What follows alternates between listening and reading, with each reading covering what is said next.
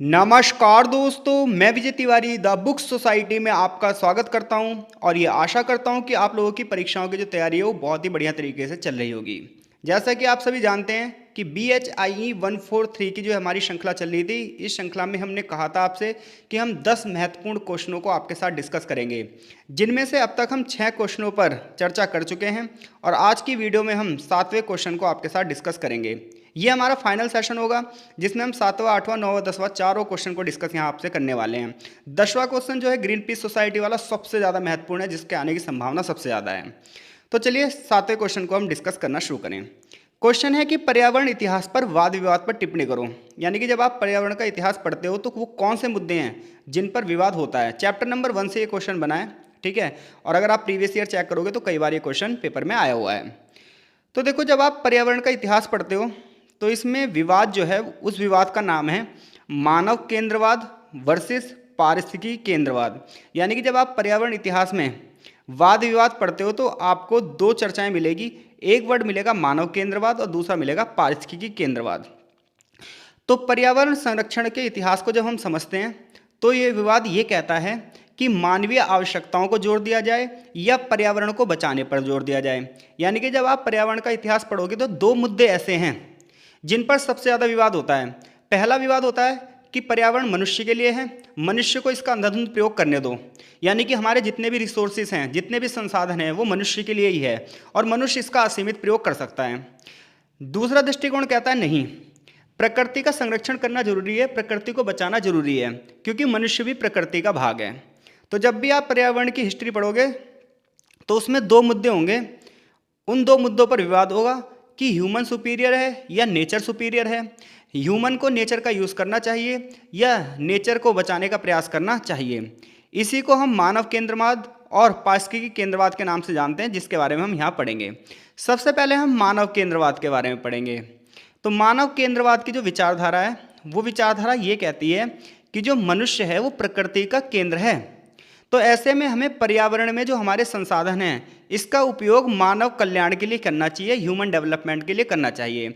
यानी कि मानव केंद्रवाद जो विचारधारा है, यह विचारधारा ये कह रही है कि ह्यूमन जो है वो नेचुरल रिसोर्सेज का यूज़ कर सकता है, मनुष्य अपने प्राकृतिक संसाधनों का प्रयोग कर सकता है, जल जंगल जमीन का प्रयोग अपने विकास के लिए कर सकता है। ये विचारधारा ये तर्क देती है कि इस दुनिया में सबसे ज़्यादा अगर कोई उपयोगी है तो वो मनुष्य है। तो प्रकृति को मानव के लिए उपयोगी संसाधन माना जाता है, जिससे मानव समाज के आर्थिक, सामाजिक और तकनीकी विकास के लिए इस्तेमाल करना चाहिए। यानी कि ये विचारधारा ये तर्क देती है कि अगर मनुष्य का विकास होगा तो अपने आप तमाम चीज़ों का विकास होता जाएगा। ऐसे में प्रकृति का प्रयोग मनुष्य को कर लेना चाहिए, क्योंकि प्रकृति सबसे उपयोगी संसाधन है, जिससे मानव समाज की अर्थव्यवस्था का विकास होता है, समाज का विकास होता है और टेक्नोलॉजी का भी विकास होता है। यह दृष्टिकोण औद्योगिक क्रांति को बढ़ावा देने की बात करता है। ये दृष्टिकोण ये कहता है कि इंडस्ट्रियल डेवलपमेंट होना चाहिए। देखो भाई, आजकल आप लोग सुनते होंगे बड़े पैमाने पर कि भाई पर्यावरण को बचाओ, पर्यावरण को बचाओ, पर्यावरण को बचाओ। लेकिन मानव केंद्रित दृष्टिकोण ये कहता है कि नेचर अपने आप एडजस्ट कर लेता है, हमें नेचर का यूज़ करना आना चाहिए। तो ये इंडस्ट्रियल रेवोल्यूशन की बात करता है, ये शहरीकरण की बात करता है, ये विश्व की अर्थव्यवस्था से जुड़ा हुआ है।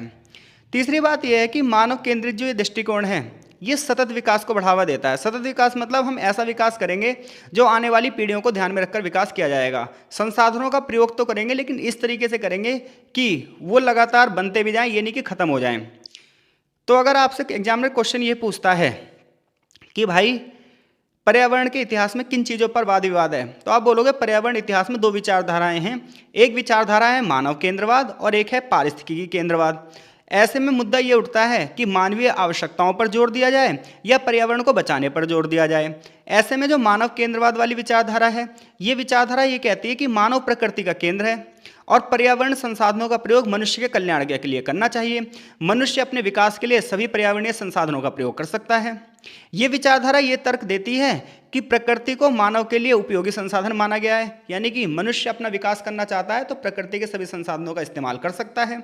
मनुष्य का सामाजिक विकास हो, आर्थिक विकास हो, चाहे तकनीकी विकास हो, ये सारे विकास जो है वो नेचर पर ही डिपेंड हैं, क्योंकि इंसान नेचर का ज्ञान इकट्ठा करता रहता है और फिर नेचर को अपने हिसाब से ढाल लेता है। यह दृष्टिकोण ये कहता है कि इंडस्ट्रीज लगाओ कोई दिक्कत नहीं है, शहरीकरण करो कोई दिक्कत नहीं है, और आर्थिक विकास करते रहो कोई दिक्कत नहीं है। लेकिन इस केंद्रवाद की आलोचना की जाती है, इस दृष्टिकोण की आलोचना की जाती है, और आलोचना इसलिए की जाती है कि यह दृष्टिकोण पर्यावरण को नुकसान पहुंचाता है और पर्यावरण में असंतुलन पैदा कर देता है। सीधी सी बात है, अगर आप इंडस्ट्रीज लगाओगे तो रिसोर्सेज तो यूज़ होंगे ही होंगे, साथ ही साथ पर्यावरण का प्रदूषण भी बढ़ेगा। आज आप देख रहे हो कार्बन का स्तर लगातार बढ़ रहा है, जलवायु अपने परिवर्तन की ओर है, ग्लोबल वार्मिंग लगातार बढ़ रही है, ग्लेशियर्स पिघल रहे हैं, कितने सारे ग्लेशियर्स पिघल चुके हैं, समुद्री स्तर ऊपर उठ रहा है, नदियाँ सूख रही हैं। तो ये मानव केंद्रवाद की आलोचना इसलिए की जाती है कि ये दृष्टिकोण पर्यावरण को नुकसान पहुंचाता है। ये कहते हैं कि पर्यावरण को पर्यावरण वाली जितनी भी आपदाएं आ रही है वो मनुष्य की वजह से ही आ रही हैं। ये कहता है कि बायोडाइवर्सिटी का विनाश हो रहा है, यानी कि इसके आलोचक ये कहते हैं कि मानव केंद्रवाद पर्यावरण के विनाश का कारण है और पर्यावरणीय संकट को बढ़ावा देता है। तो सबसे पहले आप मानव केंद्रवाद विचारधारा के बारे में बताओगे, फिर इसकी विशेषताएं बताओगे कि मानव केंद्रवाद विचारधारा मनुष्य को केंद्र में रखता है। ये कहता है कि मानव का विकास है तो सभी जीव जगत का विकास है और मनुष्य को अपने विकास के लिए नेचर का यूज़ कर लेना चाहिए, इसमें कोई दिक्कत वाली बात नहीं है। लेकिन इसका आलोचना भी की जाती है, इसको क्रिटिसाइज भी किया जाता है कि भाई मानव केंद्रवाद की वजह से ही पर्यावरण को नुकसान पहुँच रहा है, पारिस्थितिकी जो है वो असंतुलन हो रहा है, पर्यावरणीय संकट पैदा हो रहे हैं, नेचुरल डिजास्टर्स आ रही हैं और ये सब मनुष्य की वजह से ही आ रही हैं। अब हम बात करेंगे इकोसेंट्रिज्म की, यानी कि पारिस्थितिकी केंद्र की। तो ये विचारधारा उसके अपोजिट में है। ये विचारधारा ये कहती है कि मनुष्य भी प्रकृति का हिस्सा है और प्रकृति अपने आप में मूल्यवान है। ऐसे में हमें प्रकृति को बचाने के लिए प्रयास करना चाहिए। अगर हम प्रकृति को नहीं बचाएंगे तो मनुष्य भी नहीं बचेगा। यह दृष्टिकोण ये दावा करता है कि हर एक चीज़ एक दूसरे से जुड़ी हुई है। अगर नेचर का कोई भी हिस्से को नुकसान पहुंचता है तो ये पूरी की पूरी चेन को प्रभावित कर देगा। तो ये दृष्टिकोण ये दावा करता है कि पारिस्थितिकी तंत्र में सभी जीवन एक दूसरे पर आश्रित हैं, चाहे मनुष्य हो चाहे सभी जीव हों, सब लोग प्रकृति द्वारा प्रदान की जाने वाली क्रियाओं पर ही निर्भर हैं। यह दृष्टिकोण ये तर्क देता है कि प्रकृति ही सर्वश्रेष्ठ है, प्रकृति को महत्वपूर्ण मान रहा है। और ये दृष्टिकोण ये कह रहा है कि भाई पर्यावरण को संतुलित रखना हमारे जीवन का लक्ष्य होना चाहिए। ये दृष्टिकोण यह कह रहा है कि मनुष्य की जो मूलभूत आवश्यकताएं हैं वो प्रकृति से ही पूरी होती हैं और ऐसे में प्रकृति के स्वास्थ्य को बनाए रखना चाहिए, वनीकरण को बढ़ावा देना चाहिए, पहाड़ों को नहीं काटना चाहिए, क्योंकि हम पहाड़ी मार्गों को बनाने के लिए पहाड़ों को काट रहे हैं। तो ये लोग ये कह रहे हैं कि नहीं भाई, पहाड़ों को नहीं काटना चाहिए क्योंकि इससे जो नेचर में डिसबैलेंस पैदा होता है, कार्बन के स्तर को कम करना चाहिए। अब इसकी आलोचना क्यों की जाती है? तो देखो, इसकी आलोचना इसलिए की जाती है क्योंकि जो यह दृष्टिकोण है ना, पारिस्थितिकी केंद्रित दृष्टिकोण, यह आदर्शवादी समझा जाता है। यानी कि सोचने में तो अच्छा लगता है बट रियलिटी से इसका कोई लेना नहीं है। क्योंकि अगर आप ह्यूमन डेवलपमेंट करोगे तो नेचर को थोड़ा तो नुकसान पहुंचेगा भाई, सिंपल सी बात है। तो अगर हम मनुष्य पर्यावरण पर ध्यान देंगे तो अर्थव्यवस्था का विकास रुक जाएगा, समाज की जो जरूरतें हैं वो रुक जाएंगी। तो ऐसे में मनुष्य अपनी आवश्यकताओं की पूर्ति नहीं कर पाएगा। तो इसलिए इस दृष्टिकोण की आलोचना की जाती है। यह दृष्टिकोण की आलोचना इसलिए भी की जाती है क्योंकि ये टेक्नोलॉजी को कंट्रोल करने की बात करता है। क्योंकि ये दृष्टिकोण ये कहेगा स्पेस पे मत जाओ, ये दृष्टिकोण कहेगा समुद्र में मत जाओ, तो फिर ऐसे तो ह्यूमन का डेवलपमेंट ही नहीं हो पाएगा। अब देखो, पर्यावरण बनाम मनुष्य के बीच में विवाद के जो पहलू हैं उन्हें सॉल्व करने के लिए हमें तालमेल बनाना होगा, सामंजस्य की जरूरत है यहाँ पर, यानी कि तालमेल बढ़ाने की जरूरत है। आलोचकों का मानना है कि मानव केंद्रवाद और पारिस्थितिकी केंद्रवाद के बीच में संतुलन बहुत जरूरी है। देखो भाई, अगर हर जगह कहीं पर नेचर ही नेचर होएगा तो भी उसका कोई फायदा नहीं, अगर वो मनुष्य उसका प्रयोग ही नहीं कर पाएगा।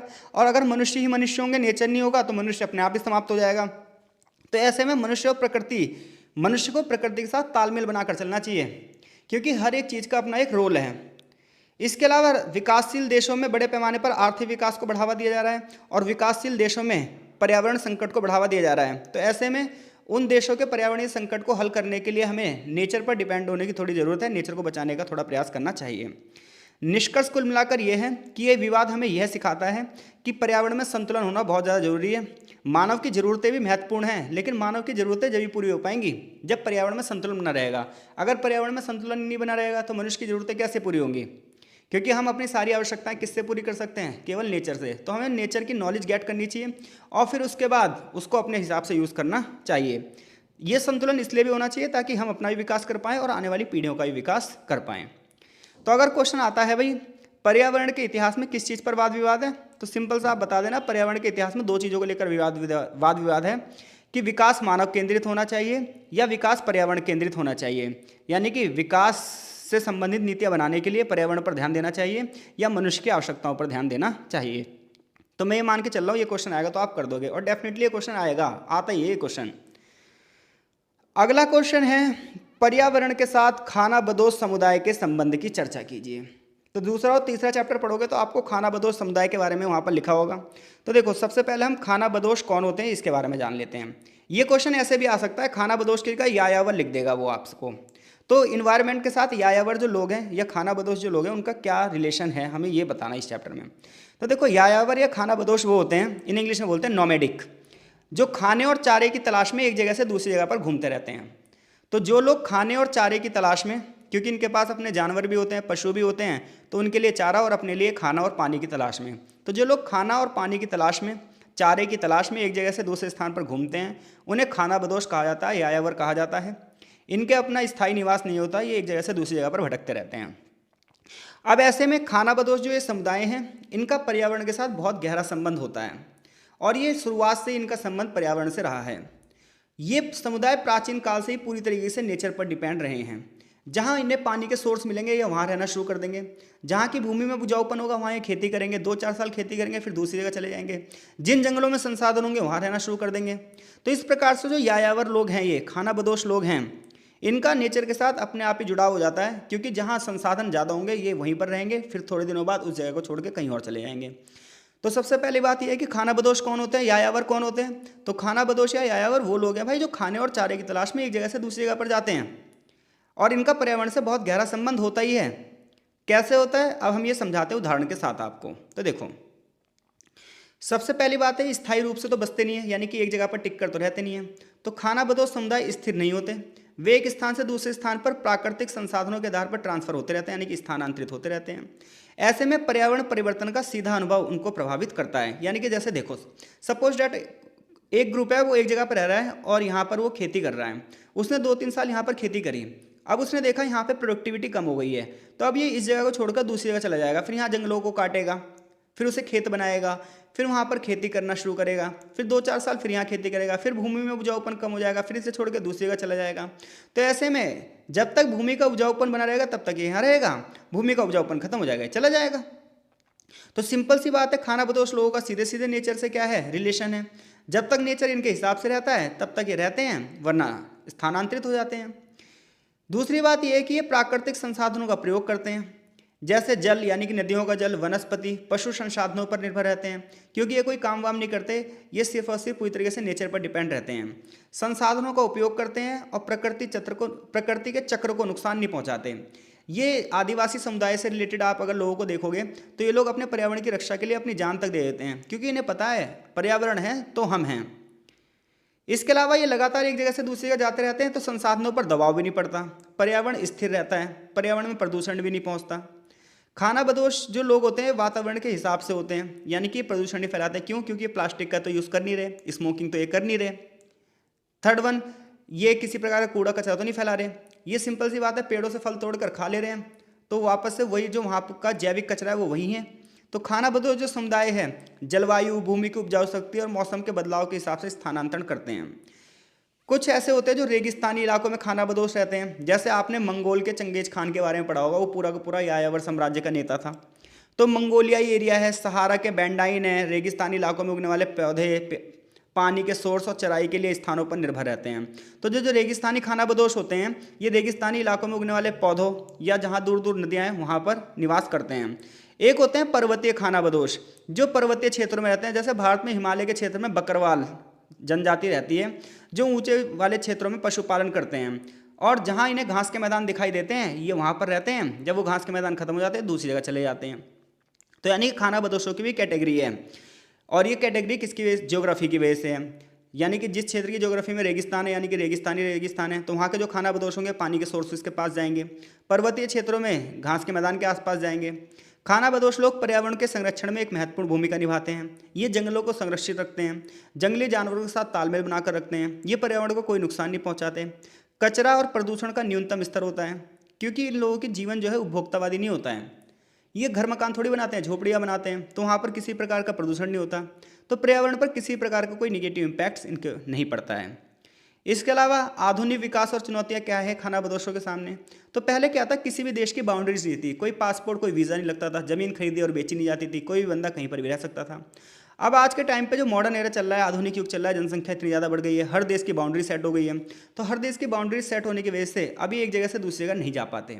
तो आधुनिक समय में सीमाओं का निर्धारण हो गया है, शहरीकरण हो गया है, कृषि क्षेत्रों का विस्तार हो गया है, जिसकी वजह से खानाबदोशों का जो जीवन है वो भी लगभग समाप्त हो गया। अब उन्हें भी अलग तरीके से रहना पड़ रहा है। प्राकृतिक संसाधनों की इस समय कमी हो गई है, वनों की अंधाधुंध कटाई की वजह से इनका जीवन पूरी तरीके से प्रभावित हो चुका है। और खानाबदोशों की जो संस्कृति है वो भी अपनी समाप्ति की ओर है। तो निष्कर्ष ये है कि खानाबदोश समुदाय पूरी तरीके से पर्यावरण पर ही डिपेंड है। ये खाने और चारे की तलाश में एक जगह से दूसरी जगह पर जाते रहते हैं। वन इनके लिए जीवन है, नदियाँ इनके लिए जीवन की आत्मा है, क्योंकि ये इसी पर पूरी तरीके से निर्भर हैं। तो इनकी जो जीवन शैली है वो पर्यावरण के प्रति सम्मान रखती है। लेकिन आधुनिक विकास और पर्यावरण संकट की वजह से जो खानाबदोश समुदाय है इनकी संस्कृति पूरी तरीके से बदल गई है। अब ये नए तरीके से अपना जीवन यापन करने के लिए मजबूर हैं। तो अगर खानाबदोश वाला क्वेश्चन आ गया तो मैं मान के चल रहा हूँ आप इस क्वेश्चन का आंसर भी दे दोगे। अब हमारा क्वेश्चन नंबर 9 बहुत ही ज़बरदस्त क्वेश्चन है ये, और इसका आंसर लिखना भी थोड़ा सा आपके लिए कठिन बनेगा, लेकिन हम इतने अच्छे तरीके से इसे यहाँ समझेंगे कि आप आसानी से इस क्वेश्चन का आंसर भी दे दोगे। क्वेश्चन ये पूछ रहा है, जो मध्यकालीन भारत था, मिडिवल इंडिया था, इसमें जो ऐतिहासिक घटनाक्रम हुए इसमें पर्यावरण ने एक महत्वपूर्ण भूमिका कैसे निभाई।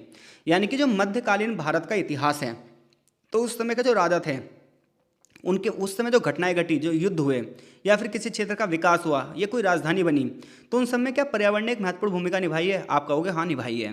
तो जब आप मध्यकालीन भारत का इतिहास पढ़ोगे तो उस इतिहास में पर्यावरण का एक बहुत बड़ा रोल रहा है। पर्यावरण की स्थिति, प्राकृतिक संसाधन, जलवायु, भूगोल, इन सब ने मध्यकालीन इतिहास की राजनीति को प्रभावित किया है, अर्थव्यवस्था को प्रभावित किया है, समाज को प्रभावित किया है और संस्कृति को भी प्रभावित किया है। कैसे किया है? सुनो भाई, हर देश का जो पर्यावरण है, मैं तुम्हें सिंपल सी बताता हूँ, कोई सा भी हो, मध्यकालीन पूछा, आधुनिक पूछे, अतीत पूछे, बस एग्जाम्पल चेंज होते हैं।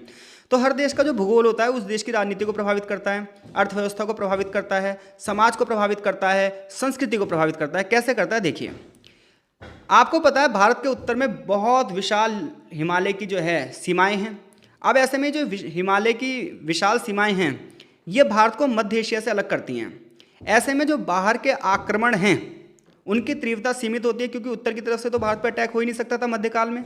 लेकिन हिंदू कुश वाला जो एरिया था अफगानिस्तान के आसपास, यहाँ से आक्रमणकारियों ने लगातार भारत पर आक्रमण किए। जैसे गजनी ने कई बार भारत पर आक्रमण किए, गौर के मोहम्मद ने भारत में एंट्री करी। तो इन मार्गों से भारत में विदेशी आक्रमण हुआ और लेकिन संस्कृतियों का संपर्क भी बढ़ा। तो अगर भारत का भूगोल आप देखोगे तो तीनों तरफ से कैसे है, समुद्र से घिरा हुआ है। उत्तर में क्या है? हिमालय श्रेणी। तो भारत में आने का सिर्फ एक ही जगह थी, वो ये वाली। तो ऐसे में इसका भारत को फायदा भी हुआ है और नुकसान भी हुआ है। फायदा ये हुआ है कि इन सभी क्षेत्रों से भारत में आक्रमणकारी नहीं आ सकते थे, हिमालयी क्षेत्रों से आक्रमणकारी नहीं आ सकते थे। तो एक ये संपर्क क्षेत्र बना, सिर्फ और सिर्फ यहाँ से आक्रमणकारी भी आए और दूसरे क्षेत्रों से हमारा संपर्क भी बना। गंगा की उपजाऊ घाटी की अगर आप बात करोगे तो गंगा, अब हम हिमालय के बाद गंगा की उपजाऊ घाटी की बात आते हैं। अगर आप भारत का भूगोल पढ़ोगे, अगर मैं भारत को नॉर्थ से साउथ ये मानूँ तो यहाँ पर हिमालय की श्रेणियाँ हैं, फिर आते हैं गंगा, ब्रह्मपुत्र और सिंधु के मैदान, फिर आता है हमारा दक्कन यानी कि दक्षिण भारत। तो देखो, गंगा नदी के क्षेत्र की अगर आप बात करोगे तो गंगा नदी का क्षेत्र में उपजाऊ मिट्टी थी। अब उपजाऊ मिट्टी है तो खेती बाड़ी भी बहुत अच्छी होगी। और पहले के टाइम पे पूरी की पूरी अर्थव्यवस्था किस पर डिपेंड थी? कृषि पर डिपेंड थी। इसके अलावा नदियों से क्या करते थे? ये इंपोर्ट एक्सपोर्ट भी करते थे सामान का, ठीक है, यानी कि ट्रांसपोर्टेशन का भी माध्यम नदियाँ थीं। तो ऐसे में गंगा नदी के क्षेत्र में बड़ी बड़ी सभ्यताओं का विकास भी हुआ।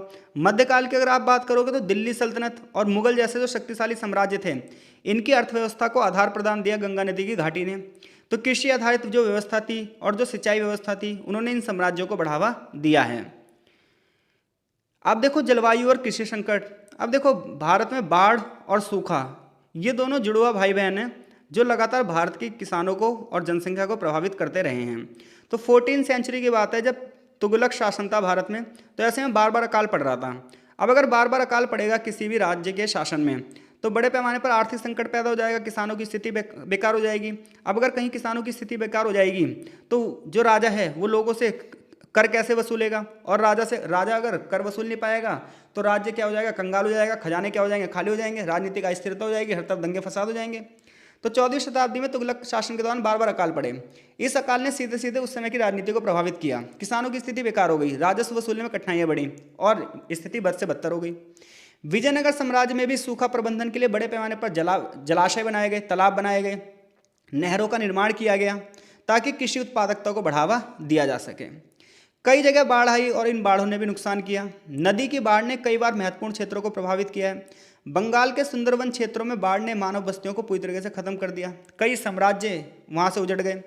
पल्लव कला के दौरान महाबलीपुरम के बारे में आपने सुना होगा, वहां मिट्टी का कटाव हुआ और समुद्री बाढ़ का सामना करना पड़ा। तो इस प्रकार से हम ये देख सकते हैं कि चाहे मध्यकाल हो, चाहे आधुनिक हो, चाहे प्राचीन हो, हर काल का संबंध जो है वहाँ के पर्यावरण से होता है। तो जिस क्षेत्र में जिस प्रकार की पर्यावरणीय घटनाएं घटेंगी, उस प्रकार से उस देश की राजनीति भी प्रभावित होगी।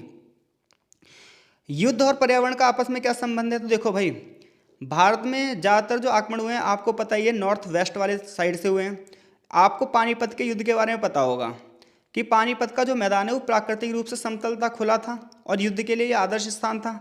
यहाँ जो है पानीपत की 3 लड़ाइयाँ बहुत ज़्यादा फेमस है। जहाँ पहली लड़ाई जो बाबर और इब्राहिम लोदी के बीच में हुई थी, आपको पता ही है, और यहीं से मुगलों की स्थापना हुई। रेगिस्तानी क्षेत्रों में भी कई सारे युद्ध हुए हैं जहाँ राजपूतों और मुगलों का संघर्ष चला है। वहीं व्यापारिक मार्ग की बात करोगे, समुद्री गतिविधियों की बात करोगे, तो भारत में जो विदेशी व्यापार है वो समुद्र से होता था। उस समय दक्षिण पूर्वी एशिया को बढ़ावा दिया जाता था। यह व्यापार गुजरात, मालाबार तट और बंगाल में समृद्धि का कारण बना। आगे चलकर इन्हीं समुद्री मार्गों से यूरोपीय कंपनियां भारत में एंट्री करेंगी। अरब सागर और पश्चिमी घाट के माध्यम से मसालों और वस्त्रों का व्यापार होगा बड़े पैमाने पर। दक्षिण भारत में चोल साम्राज्य, विजयनगर साम्राज्य व्यापारिक शक्ति बनेंगे। तो जिस क्षेत्र की जैसे एनवायरनमेंट होगा उस क्षेत्र में वैसे ही डेवलपमेंट होगा। समुद्र के किनारे वाले जो इलाके होंगे वो अपने बंदरगाहों से जो है अपने विकास को बढ़ावा देंगे, मछली पालन करेंगे वो वहाँ पर। नदी किनारे वाली जो सभ्यताएं हैं वो कृषि आधारित गतिविधियों को बढ़ावा देंगी। हिमालय के आसपास के क्षेत्र जो हैं वो पशुपालन को बढ़ावा देंगे। तो इस प्रकार से हर क्षेत्र की अपनी अलग संस्कृति भी रहेगी। जल प्रबंधन किया जाएगा। अकबर और शाहजहां जैसे जो मुगल शासक थे, इन्होंने जल व्यवस्था को प्राथमिकता दी। शाहजहां के शासनकाल में आगरा और दिल्ली जैसे क्षेत्रों में बड़े पैमाने पर जल प्रबंधन प्रणाली विकसित की गई। तो इस प्रकार से हमें पता चलता है कि मध्यकाल के दौरान पर्यावरण और मनुष्य के बीच में बहुत ही संबंध जटिल था।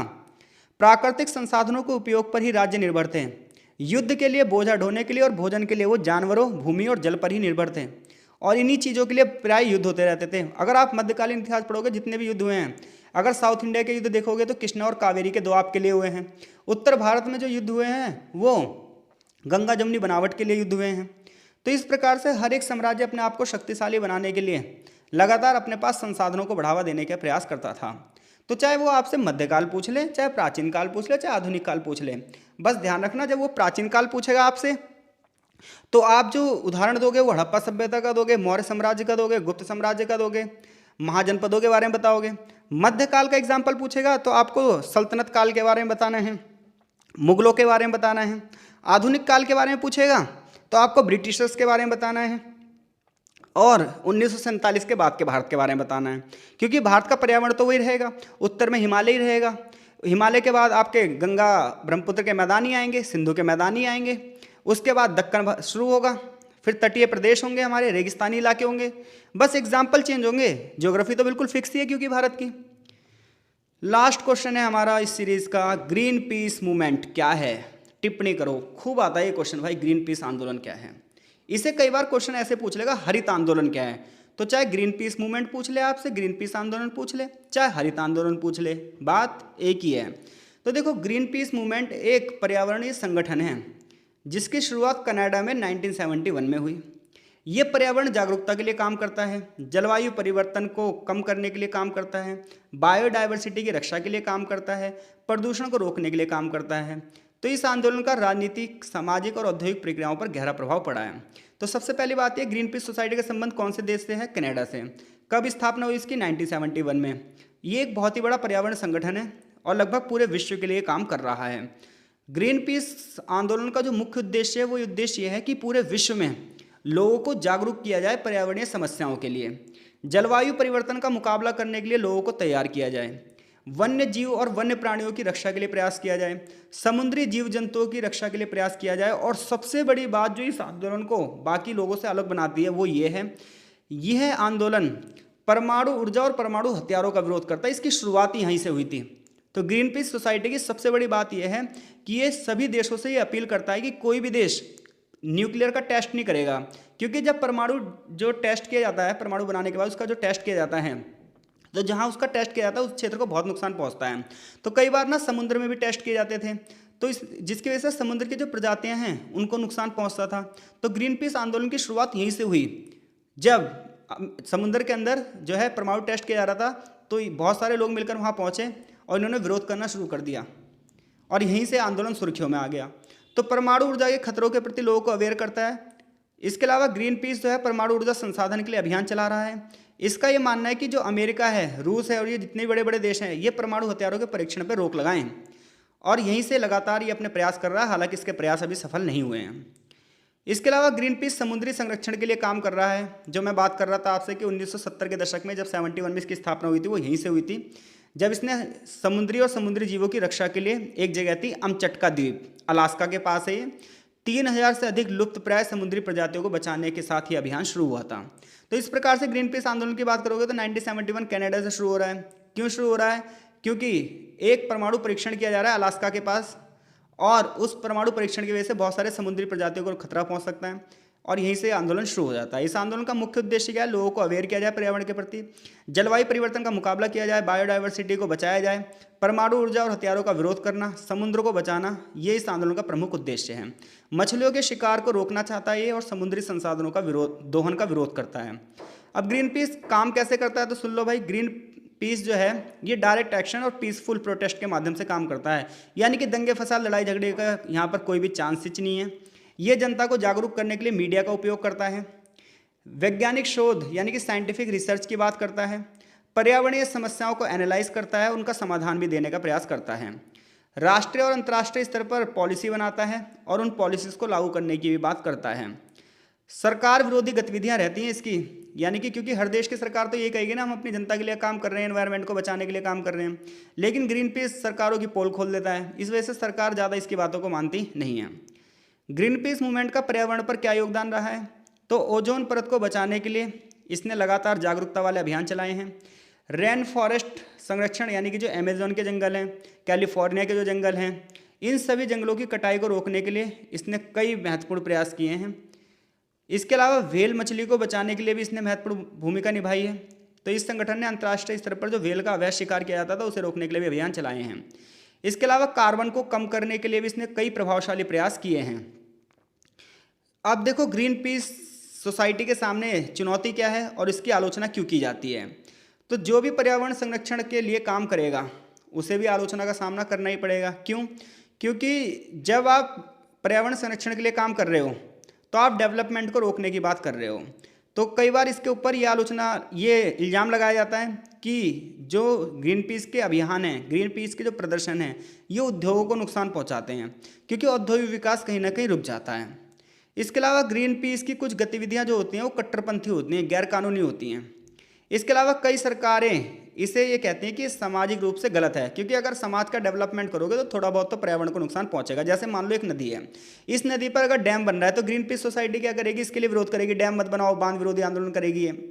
अब अगर बांध नहीं बनेंगे तो लोगों को भाई बिजली कैसे प्रोवाइड होगी, पर्यटकों का विकास कैसे होगा? क्योंकि एक बांध बनने की वजह से आसपास के क्षेत्र खाली करवाए जाते हैं क्योंकि भाई डूब ना जाएं। तो ऐसे में ग्रीन पीस सोसाइटी या और भी बहुत सारे अधिकार, मानव अधिकार आंदोलन करते हैं लोग बाग कि भाई यहाँ से इन लोगों को मत हटाया जाए। बात सही भी है भाई, उन्हें और कहीं बसने के लिए जगह दी जानी चाहिए, लेकिन डैम भी तो जरूरी है। तो इसलिए सामाजिक विरोधाभास रहता है। इसके अलावा ग्रीन पीस सोसाइटी पर कई बार करप्शन यानी कि भ्रष्टाचार के भी आरोप लगे हैं। वित्तीय पारदर्शिता का सवाल यहाँ पर उठता रहता है। भारत में अगर ग्रीन पीस सोसाइटी की बात करोगे तो भारत में ग्रीन पीस सोसाइटी जो है पर्यावरणीय समस्याओं पर काम कर रही है। जैसे कोयला आधारित ऊर्जा परियोजना का विरोध कर रही है, जैविक खेती को बढ़ावा देने की बात कर रही है कि ऑर्गेनिक जो एग्रीकल्चर है वो बढ़ावा देना चाहिए, प्लास्टिक प्रदूषण को रोकने के लिए लगातार लोगों को अवेयर कर रही है। हालांकि भारत सरकार ने कुछ मुद्दों पर ग्रीन पीस सोसाइटी पर नज़र रखी है, क्योंकि भारत सरकार भी तो भाई और देशों की सरकार की तरह अगर हम भी डेवलपमेंट करेंगे, अगर हम कहीं डैम बना रहे हैं, कोयले की खान से कोयला निकाल रहे हैं, तो ये उसका विरोध करेगा ही करेगा ग्रीन पीस सोसाइटी। तो सरकार भी इस पर नज़र रखेगी क्योंकि हमारे विरोध में है। निष्कर्ष ये है कि ग्रीन पीस आंदोलन ने पर्यावरण संरक्षण में एक महत्वपूर्ण भूमिका अदा करी है, बहुत सारे लोगों को कहीं ना कहीं अवेयर किया है, सरकारों को इस सोचने पर मजबूर कर दिया है कि पर्यावरण वास्तव में जो है वो संकटकालीन परिस्थितियों में इसे बचाने का प्रयास करना चाहिए। हालांकि कई बार इसे आलोचना का सामना करना पड़ता है, लेकिन फिर भी ये अपने कार्य पथ पर अडिग है, हिंसा का सहारा लेता नहीं है, शांतिपूर्वक प्रदर्शन करता है और लोगों को जागरूक करने पर सबसे ज़्यादा ध्यान देता है। तो BHIE 143 पूरी की पूरी किताब जो है वो पर्यावरण के इतिहास से ही संबंधित है और ये ध्यान रहे, पर्यावरण को हम केवल और केवल नीतियों से और भाषणों से नहीं बचा सकते। इसके लिए सभी लोगों का अवेयर होना जरूरी है। कोई सरकार नहीं बचा सकती, कोई एनजीओ नहीं बचा सकती, चाहे वो ग्रीन पीस सोसाइटी क्यों ना हो, चाहे अमेरिका की गवर्नमेंट ही क्यों ना हो। जब तक हर एक व्यक्ति अपना अपना रोल अदा नहीं करेगा। पता लगा एक व्यक्ति जा रहा है, वो जाके समुद्र के पास से, नदियों के पास से प्लास्टिक के कचरे को इकट्ठा कर रहा है कि भाई हमें नदियाँ और समुद्र बचाना है। दूसरा बंदा वहीं जा रहा है, कोल्ड ड्रिंक पीकर बोतल फेंक दे रहा है। तो फिर ऐसे थोड़ी पर्यावरण बचेगा। जब तक हर एक बंदा अपनी अपनी जिम्मेदारी नहीं निभाएगा, तब तक हम पर्यावरण को नहीं बचा सकते, ये बात ध्यान रखना। तो BHI 143 की सीरीज़ को हम यहीं क्लोज करते हैं। मैं आशा करता हूँ कि इन सभी क्वेश्चनों से आपको जरूर मदद मिलेगी। ये 10 के 10 क्वेश्चन है, सभी वीडियो इसकी अपलोड कर दी गई है। 2 क्वेश्चन थोड़े से अलग से मैंने उसकी वीडियो बनाई थी, तो आप वो भी देख सकते हो। टोटल 12 क्वेश्चन हो जाएंगे। इसी में से क्वेश्चन पेपर मेरे हिसाब से आना चाहिए। PDF अगर आपको चाहिए तो आप हमें व्हाट्सएप कर सकते हो और हमसे PDF ले सकते हो। तो आपका बहुत बहुत धन्यवाद। मिलते हैं नए सब्जेक्ट कोड के साथ।